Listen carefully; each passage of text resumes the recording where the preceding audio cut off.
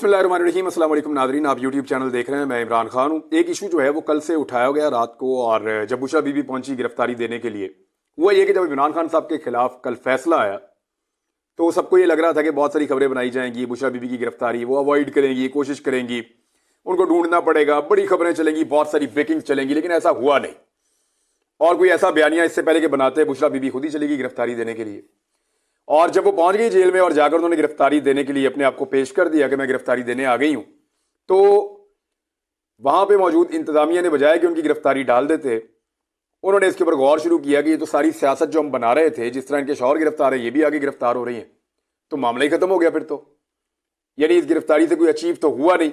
तो अचीव करने के लिए बज़ाहिर ऐसा लगता है कि एक फैसला किया, और ये फैसला जो है, जो लेटर मार्केट में मौजूद है, यानी बहुत सारे हमारे साफियों ने, हमारे दोस्तों ने, PMLN के लोगों ने या बाकी जमातों के लोगों ने, इमरान खान के जो मुखालिफिन है, उन्होंने ये कहा कि इमरान खान ने और बुशरा बीबी ने, उनका ये दावा था कि उन्होंने कहा कि जनाब बुशरा बीबी को जो है वो घर में हाउस अरेस्ट करें बनी गाला में। लेकिन अभी तक कोई ऐसा लेटर, कोई ऐसी दरखास्त, कोई ऐसी चीज सामने नहीं आई।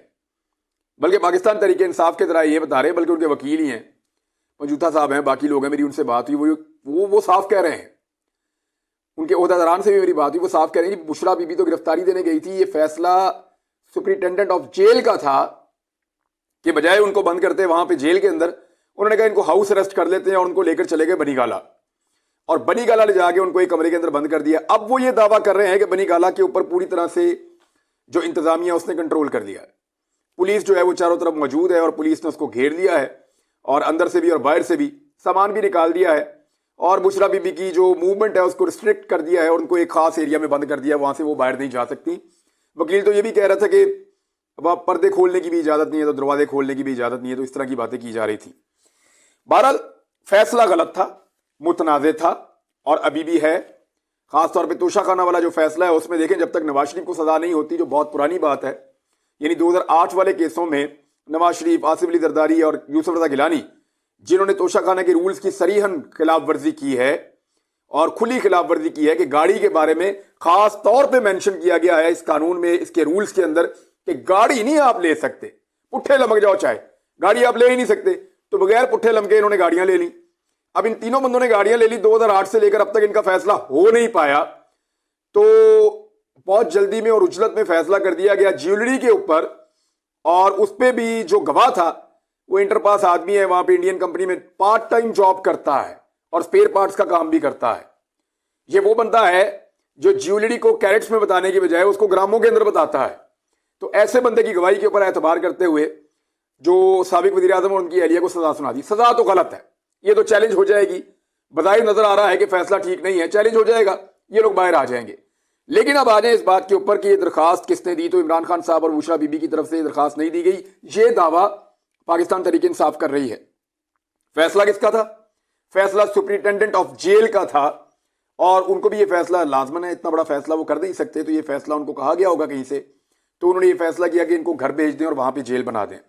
अब एक खातून के लिए इतना सारा अमला लगा दिया है, यानी एक खातून सिर्फ उनको गिरफ्तार रखने के लिए बहुत बड़ी तादाद में लोग लगा दिए हैं, बाहर से भी बनीगाला घेर दिया, अंदर से भी बनीगाला घेर दिया। क्या इसमें कोई और सियासत होगी, ये एक अलग चीज है, लेकिन सियासी फायदा फिलहाल फौरी तौर पे PMLN को हुआ है, मुस्लिम लीग नून को इसका सियासी फायदा हुआ। और कैसे हुआ वो मैं आपको बताता हूं। मरियम नवाज ने आज इसके ऊपर बात ही की, और करनी ही थी, उन्होंने इसको अपने सियासी फायदे के लिए इस्तेमाल किया। मुस्लिम लीग नून की जानिब से नया बयानिया सामने आया है कि जिसके मुताबिक इमरान खान साहब बदस्तूर लाडले हैं, ये नून लीग का कहना है, और उन्होंने कहा कि जेल में सहूलियात मिल रही हैं, जबकि बुशरा बीबी को मुस्लिम लीग नून के मुताबिक घर में ही नजरबंद किया गया है। और ये इसी कड़ी की एक मिसाल है कि इमरान खान साहब को मुबैना तौर पे अभी तक सहूलियात मिल रही हैं, और ये सहूलियात मरियम नवाज या नवाज शरीफ को माजी में मैसर नहीं थी। भी मरियम नवाज और नवाज शरीफ को माजी में जो सहूलियात मैसर थी जेलों में, अगर वो मैं आपको गिनवाऊं तो आधे से ज्यादा पाकिस्तान जेल में जाना चाहेगा। और जिस तरह 50 रुपए के स्टाम्प पेपर के ऊपर नवाज शरीफ साहब निकल के पाकिस्तान से बाहर चले गए थे, और 4 साल के बाद वापस आके वजीर आजम बनने के लिए जो है वो एक्सरसाइज कर रहे हैं, ये भी कहानी किसी से ढकी छुपी नहीं है।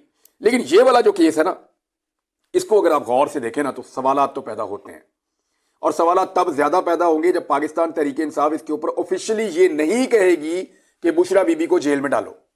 बुशरा बीबी की जानिब से, पाकिस्तान तहरीक इंसाफ की जानिब से ये मुतालबा सामने आना चाहिए कि बुशरा बीबी को चाहे झूठा मुकदमा है, क्योंकि देखें पाकिस्तान तहरीक इंसाफ की जो बाकी खवातीन बंद है जेलों में, वो भी तो सारी कह रही हैं कि झूठा मुकदमा है। यास्मीन राशिद के ऊपर भी तो झूठा मुकदमा है, वो कहती हैं। सनम जावेद के ऊपर भी झूठा मुकदमा है, वो कहती हैं। बाकी जितनी खवातीन बंद हैं, कुछ छूट गई, कुछ आज भी अंदर हैं, आलिया हमजा, इन सबके ऊपर झूठे मुकदमे हैं।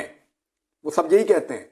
अगर वो झूठे मुकदमों के अंदर इतनी लंबी लंबी कैद काट सकती हैं और इमरान खान साहब से उनकी कोई रिश्तेदारी भी नहीं है, वो सिर्फ इमरान खान के नजरिए के साथ खड़ी होकर अपने लीडर के साथ वफा निभाते हुए वो खवातीन जो है वो अगर जेलें काट सकती हैं, तो इमरान खान की बीवी क्यों नहीं?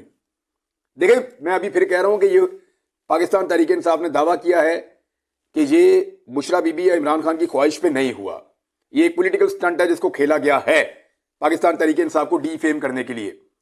लेकिन पाकिस्तान तहरीक इंसाफ के पास ये ऑप्शन मौजूद है कि वो ये मुतालबा करें कि बुशरा बीबी को जेल में शिफ्ट किया जाए, जैसे बाकी खवातीन को जेल के अंदर रखा गया है। और सियासी कैदियों की तरह जिस तरह बाकियों को रखा जाता है, बेगुनाही और गुनाह जो भी है वो अदालत के अंदर जाएंगे, वहां से बेगुनाही होगी तो बाहर आ जाएंगे, और अगर बेगुनाही नहीं होगी तो अगली अदालत में चले जाएंगे। जिस तरह का यह केस है ये तो उड़ ही जाएगा। मैंने आपको इसकी तफसीलात कल बताई थी। लेकिन मेरे ख्याल में इंसाफ का तकाजा यही है। देखें, बुशरा बीबी को मरियम नवाज वाला प्रोटोकॉल तो मिलना नहीं है, और वो मिल भी नहीं सकता किसी और को। ये प्रोटोकॉल तो सिर्फ उन्हीं को मिला है। या नवाज शरीफ वाला प्रोटोकॉल इमरान खान को तो मिल नहीं सकता जेल में। हाँ, ये जरूर है कि उनको जेल में जाना चाहिए। अगर वो अपने घर में बहुत भी तंग रहे, मिसाल के तौर पर वो कहते हैं एक कमरे में बंद कर दिया और बहुत ज्यादा घुटनज़दा माहौल कर दिया, तो ये तो एक तरह की जेल ही हो गई ना। अब इसको पॉलिटिकली इस्तेमाल किया जाएगा पाकिस्तान तहरीक इंसाफ के खिलाफ। बनी गाला को तकरीबन कब्जे में ले लिया गया है, ये दावा किया पाकिस्तान तहरीक इंसाफ के लोगों ने। अब देखना यह है कि तहरीक इंसाफ और इसकी क़यादत इस मामले को लेकर बुशरा बीबी के साथ वही सलूक करने का कहेगी जो आम पाकिस्तान तहरीक इंसाफ की वर्कर्स के साथ हो रहा है, या इस इम्तियाजी सलूक को जारी रखने पर राजी हो जाएगी। ये एक बड़ा सवाल है, और इस सवाल का जवाब जो है वो बहुत सारी चीजों का फैसला भी कर देगा। अब आ जाइए इस बात के ऊपर कि साइफर का जो है वो एक तफसीली फैसला आ गया है। साइफर का तफसीली फैसला क्या कह रहा है, कुछ चीजें उसके अंदर बड़ी इंपॉर्टेंट है, मैं आपके साथ शेयर कर लेता हूं। जज अबुल हसन जुल्करनैन ने जो तफसीली फैसला दिया, इसमें कुछ चीजें पढ़ के मुझे हैरत हुई। नॉर्मली ऐसी चीजें फैसले के अंदर नहीं होती, यानी वो पॉलिटिकल नौयत के कुछ स्टेटमेंट्स हैं जिनको इस्तेमाल किया जा सकता है इमरान खान के खिलाफ सिर्फ पॉलिटिक्स के लिए। जजेस का जो होता है वो बड़ा कानून के मुताबिक और लीगल चीज़ों को देखते हुए एक अलग लैंग्वेज के अंदर फैसला होता है। लेकिन यहाँ मैंने कुछ चीज़ें पढ़ी तो मुझे अजीब लगा।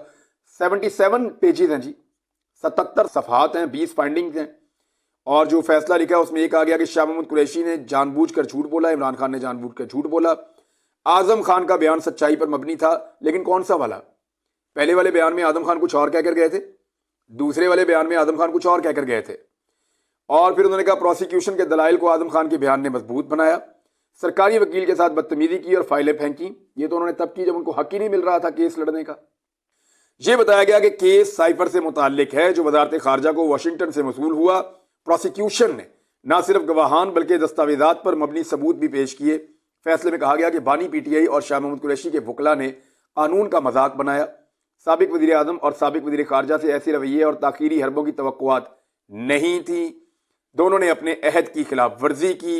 इमरान खान ने साइफर वजारत खारजा को वापस नहीं भेजा। वो इमरान खान साहब वजह बता चुके कि वापस क्यों नहीं भेजा। उन्होंने कहा वहां पे जब मिस हो गया या कहीं पे गुम गया तो मैंने जिनकी ड्यूटी थी उनके मैंने नाम आपको बता दिए कि आजम खान और मिलिट्री सेक्रेटरी, ये दो ऐसे लोग थे वहां पे जिनकी रिस्पॉन्सिबिलिटी थी। एक ही डॉक्यूमेंट गायब हुआ 3.5 साल की हुकूमत में, और वो यही डॉक्यूमेंट था जो बहुत इंपॉर्टेंट था, और इमरान खान साहब ने इसको ढूंढने के लिए इंक्वायरी का कहा भी था। अच्छा, अब वो कह रहे हैं इससे दुश्मनों को फायदा हुआ और पाकिस्तान के दीगर ममालिक से ताल्लुकात खराब हुए। अमेरिका के ताल्लुक को नुकसान पहुंचा पाकिस्तान के और अमेरिका के। यहां पे आप रुक जाए। लेकिन इमरान खान कहते क्या थे कि साइफर अमेरिका से आया, उसकी यहां पे तस्दीक हो गई। वो ये कहते थे कि हमारे ऊपर दबाव डाला जा रहा था, उसकी तस्दीक हो गई। शहबाज शरीफ साहब जब बैठे नेशनल सिक्योरिटी कमेटी की मीटिंग में, वहां पे भी जब इमरान खान साहब बैठे नेशनल सिक्योरिटी कमेटी की मीटिंग लेकर, वहां पे भी दोनों हुकूमतों ने तस्दीक कर दी कि पाकिस्तान के अंदरूनी मामलात में अमेरिका मुदाखलत कर रहा था। अब अमेरिका पाकिस्तान के अंदरूनी मामले में मुदाखलत करे और पाकिस्तान का वजीर आज़म उस मामले को उठाए, तो क्या ये पाकिस्तान से गद्दारी है या ताल्लुकात खराब करने वाली बात है? यानी अमेरिका हमें मारे तो चुप करके मार खाते रहो। यानी मुझे तो ये फील आ रही है कि अमेरिका मारे तो आप चुप करके मार खाएं। आपने आगे से रोना नहीं है, आपने आगे से चिल्लाना नहीं है। जानवर बेजुबान होते हैं। मैं पिछले दिनों एक मौलवी साहब को कहते हुए सुन रहा था, बल्कि मुझे बड़ा दिल को लगी वो बात। उन्होंने कहा घोड़ा जो है वो बड़ा नफीस जानवर है, इसको अगर आपको मारना भी हो ना या इसके साथ थोड़ी सख्ती करनी हो तो उतनी करें जितनी जरूरी है, और मुंह पे बिल्कुल नहीं मारना। वैसे नबी अकरम सल्लल्लाहु अलैहि वसल्लम ने भी मना फरमाया। मुंह पे इसलिए भी नहीं मारना कि इसके हाथ भी नहीं है कि हाथ आगे करके मुंह से रोक ले ये। तो पाकिस्तान जो है वो कोई एक मुल्क है। पाकिस्तान के जो 24 करोड़ लोग हैं वो जीते जागते इंसान हैं, अशरफुल मखलूकात हैं, कोई जानवर तो नहीं है कि कोई मारे तो हम हाथ भी आगे ना करें। ये कैसे हो सकता है कि अमेरिका हमें थ्रेट करे या हमें धमकी भेजे और उसकी मजम्मत भी की जाए, उसको डिमार्च भी किया जाए, लेकिन जब आप आवाज उठाएं और उसके बारे में बात करें तो आपको मना कर दिया जाए। यानी कोई मारता है तो मारे, आपको रोने का हक नहीं है। कोई मारता है तो मारे, आपको शिकायत और शिकवे का हक नहीं है। ये तो मुझे इस तरह की चीज लग रही है, इससे पाकिस्तान और अमेरिका के ताल्लुकात को नुकसान पहुंचा। इस तरह तो अमेरिका की दुनिया में किसी के साथ ताल्लुकात नहीं होने चाहिए। वो हर 6 महीने बाद कोई ना कोई नए राज खोल देते हैं बहुत सारे। यानी जो भी उनके नेशनल सीक्रेट्स हैं वो वक्तन फवक्तन खोलते रहते हैं, और वो जब खुलते रहते हैं तो दुनिया के सामने चीजें आती रहती हैं। उनके अपने वजीर फारिग होने के बाद किताबें लिख देते हैं और लिख के बता देते हैं। यानी ये जो कोंडालीजा राइस ने लिखा या उससे पहले जो मुख्तलिफ और अमरीकी सियासतदानों ने रिटायरमेंट के बाद किताबें लिखी और पाकिस्तान के बारे में और दुनिया के मुल्कों के बारे में इंकशाफात किए, तो क्या अमेरिका में उन सबको सजाएं होगी 10-10 साल की या उम्र कैद या फांसी? कुछ भी नहीं हुआ। जब वो बताते हैं तो कुछ नहीं होता, हम बताते हैं तो हम रो भी नहीं सकते। तो ये तो मुझे इस तरह का तासुर आया इस तफसीली फैसले से। बहरहाल ये बचेगा कुछ भी नहीं, क्योंकि इसमें से तो बयानात भी नहीं हुए और अब तो और बहुत सारी चीजें सामने आ रही हैं, और जिस किस्म के लकूना, जिस तरह की गलतियां हैं, ये टिकेगा नहीं। ये हाई कोर्ट में जाके, सुप्रीम कोर्ट में जाके, हर जगह पे ये वाला फैसला जो है ये एक्सपोज होगा। अब देख लें इसको कितनी देर तक ये सस्टेन हो सकता है। एक और चीज है, इमरान खान साहब ने मुसद्दका कॉपी के लिए रुजू कर लिया है। यानी इसका मतलब ये है कि वो फौरी तौर पे बेल अप्लाई करेंगे। यानी जैसे ही साइफर का उनको तफसीली फैसला मिला, इसमें बेल अप्लाई करेंगे अपनी और शाह महमूद कुरैशी की, और जैसे ही उनको मिलेगा तोशा खाना का तो अपनी और अपनी एहलिया की। वो एक्चुअली होगा ये कि वो फैसला सस्पेंड करवाने के लिए पहले कहेंगे और उसके बाद बेल अप्लाई करेंगे। तो इस तरीके से ये मुझे नहीं लगता केस टिकेंगे। लेकिन जो मौजूदा हालात हैं और पाकिस्तान तहरीक इंसाफ को जिस तरह की सूरत हाल का सामना करना पड़ रहा है, उसकी वजह से मुझे ये लगता है कि थोड़ा सा 1-1.5 महीना ले जाएगा। इलेक्शन के बाद चीज़ों को थोड़ा स्टेबल होने का टाइम दिया जाएगा, लेकिन उससे पहले इस तरह बाहर आना मुमकिन नहीं होगा। बहुत सारे लोग इमरान खान के बाहर आने की तारीखें दे रहे थे, तो इमरान खान को इस वक्त छोड़ना जो है ना वो 100 का घाटा है। इस वक्त अगर इमरान खान साहब बाहर आ जाते ना इलेक्शन से पहले, तो फिर उनको किसी भी इलेक्शन कैंपेन की जरूरत नहीं रहेगी। वो आदमी जहां से गुजर जाएगा वो हल्का जीत जाएगा। सूरत हाल आपको पता है पूरे पाकिस्तान में क्या है इमरान खान को लेकर। इस वक्त PMLN के जो जलसे हैं उनकी सूरत हाल आप देख लें। बेचारे तंग तंग जगहों पे जलसे कर रहे हैं, बंद बंद जगहों पे जलसे कर रहे हैं, खुले मैदान में आने के लिए तैयार नहीं है। मुझे अच्छी तरह याद है 2013 के इंतखाबात में या 2018 के इंतखाबात में मुस्लिम लीग नून की क़यादत के पास वक्त नहीं होता था। एक एक दिन में 5-5, 4-4 जलसे होते थे। यानी एक तरफ से हेलीकॉप्टर उतरा है, वहां जलसा किया, फिर वहां उतरा, वहां जलसा किया, फिर वहां उतरा, वहां जलसा किया। ये ऐसे शहरों को निपटाते थे। अभी 2-2, 3-3 दिन के बाद एक जलसा आता है और उसके लिए भी पूरे पूरे सूबे की अवाम को इकट्ठा किया जाता है। हर तरफ से लोगों को मिन्नत करके बुलाया जाता है और फिर भी लोग कम, लोगों की तवज्जो भी नहीं है। फैक्ट्रियों के लोग इकट्ठे किए जा रहे हैं, मजदूरों को, बेचारों को, मजबूर गरीब लोगों को, और उनके आगे जब भी सोशल मीडिया के लोग माइक करते हैं वो कहते हैं जी वोट तो इमरान खान को डालेंगे। अब ये जो सूरत हाल है, इस सूरत हाल में इमरान खान को छोड़ना जो है वो बहुत बड़ा घाटा हो जाएगा। और एक वेव है जो दहशतगर्दी टाइप की है पाकिस्तान में। रेहान ज़ेब जो है उसका मर्डर हुआ खैबर पख्तूनख्वा में, बलूचिस्तान में वाक़यात हुए, दीगर जगहों पे इक्का दुक्का वाक़यात अब रिपोर्ट हो रहे हैं। दाइश की पाकिस्तान में मौजूदगी रिपोर्ट हो रही है।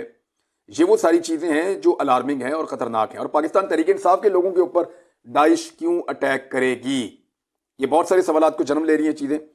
तो हम इन पे बाद में बात करेंगे। 2 खबरें और मैं आपके साथ शेयर कर देता हूँ। एक तो पाकिस्तान तहरीक इंसाफ 5 फरवरी को दोबारा इंट्रा पार्टी इंतखाबात करवाने का ऐलान कर चुकी है और शेड्यूल जारी कर दिया गया है।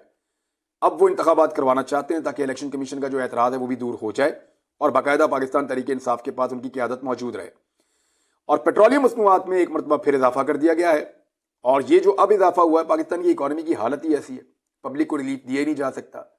जिस किस्म की हालत करके गए हैं शहबाज शरीफ साहब, इकॉनमी पे अगला वीलॉग करता हूं मैं और तफसील के साथ आसान जुबान में आपको बताऊंगा कि इकॉनमी के साथ पाकिस्तान के ऊपर किस किस्म का डाका डाला गया है, क्या हालत कर दी पाकिस्तान के लोगों की और पाकिस्तान की इकॉनमी की, ये मैं आपको अगले व्लॉग में बताऊंगा। और वो कैसे संभलेगी इसके ऊपर भी बात करेंगे। बहुत सारे सर्वेज भी इस हवाले से आ रहे हैं, आलमी रिपोर्टें भी इस हवाले से आ रही हैं, वो सारी मैं आपके साथ शेयर करूंगा। लेकिन इलेक्शन से बिल्कुल पहले पेट्रोल की कीमत में 13 रुपये 55 पैसे का इजाफा कर दिया गया है और पेट्रोल की जो नई कीमत है वो लगभग 273 रुपये मुकर्रर कर दी गई है। ये आपके सामने इजाफा जो होता चला जा रहा है। डीजल की कीमत में भी इजाफा हुआ है तकरीबन 2.25 का, और डीजल जो है वो तकरीबन 279 रुपये का लीटर हो गया है। ये सारा कुछ इसलिए हो रहा है कि पीडीएम की हुकूमत पाकिस्तान को एक ऐसे गड्ढे में फेंक कर गई जिससे निकलना बहुत जल्दी मुमकिन नहीं है। अब तक इतना ही। अपना ख्याल रखिएगा, अपने इस चैनल का भी। अल्लाह हाफिज़।